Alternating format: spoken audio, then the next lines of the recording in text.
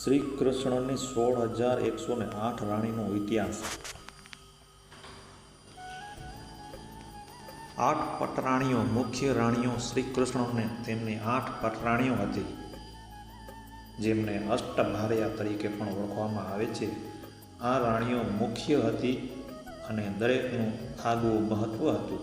તેમના નામ: રૂક્ષમણી મુખ્ય પત્ની લક્ષ્મીજીનો અવતાર માનવામાં આવે છે।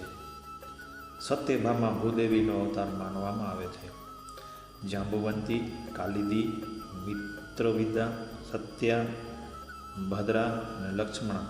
નરકાસુરનો વધ અને 16,100 રાજકુમારીનો નરકાસુર નામના એક શક્તિશાળી દૈત્ય રાજા હતો, જેણે 16,100 રાજકુમારીઓનો અને સ્ત્રીઓનો હરાવીને બંદી બનાવી હતી અને તેમને પોતાના મહેલમાં રાખી હતી। આ રાજાએ શ્રી કૃષ્ણને મદદ માટે પ્રાર્થના કરી। શ્રી કૃષ્ણે તેમને પત્ની સત્યભામા, જે ભૂદેવીનો અવતાર હતી, સાથે મળીને નરકાસુર સાથે યુદ્ધ કર્યું।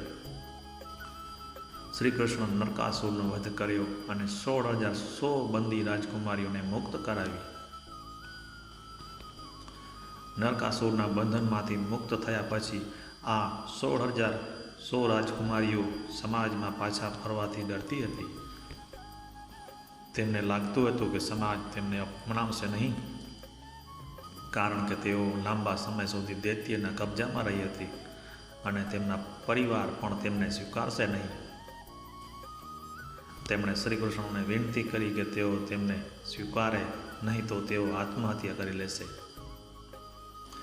તેમના સન્માન અને ગૌરવની રક્ષા કરવા તથા તેમને સમાજમાં રાણીનું ઉચિત સ્થાન આપવા માટે શ્રી કૃષ્ણએ ધર્મનું પાલન કરતા તે તમામ 16,100 કન્યાઓ સાથે એકસાથે લગ્ન કર્યા। આમ 8 પટરાણીઓ એટલે 16,108 રાણીઓની થઈ હતી શ્રી કૃષ્ણની। શ્રી કૃષ્ણ તેમને દિવ્ય શક્તિથી દરેક રાણી માટે અલગ અલગ મહેલ બનાવ્યો। પોતે અલગ અલગ સ્વરૂપો ધારણ કરીને દરેક રાણી સાથે એક જ સમયે હાજર રહી તેમના પતિ તરીકે તમામ કર્તવ્યોનું પાલન કરતા હતા। જય શ્રી કૃષ્ણ।